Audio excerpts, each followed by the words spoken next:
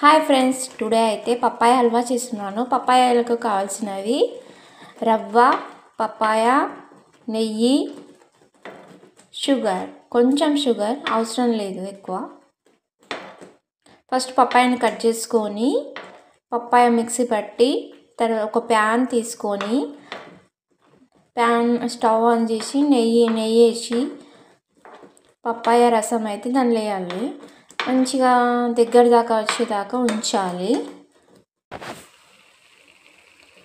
కొంచెం దగ్గర దాకా వచ్చే వరకు అట్లనే ఉంచిన. ఇప్పుడు యాలకుల పొడి వేస్తున్నా, కొంచెం షుగర్ వేసాను. అక్కడ ప్యాన్ పక్క పెట్టుకొని కొంచెం రవ్వ వేసి మళ్ళీ కొద్దిగా పాలు పోస్తే కంప్లీట్గా అయిపోతుంది. రవ్వ అయితే ఎంచాను, దీంట్లో వేసేస్తాను.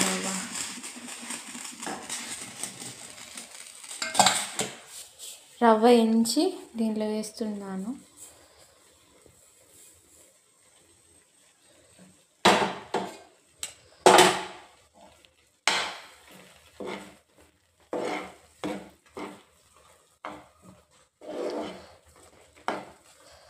ఉండలు కట్టకుండా మంచిగా కలిపేసుకోవాలి.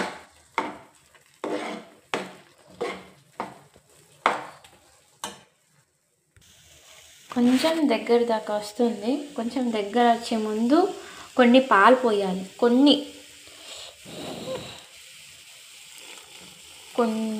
సరిపోతుంది. దగ్గర దాకా వచ్చే వరకు ఉంచితే అయిపోతుంది. పిల్లలు అయితే ఇష్టంగా తింటారండి. పిల్లలకైతే మోషన్ కూడా ఫ్రీగా వస్తుంది పప్పాయకి.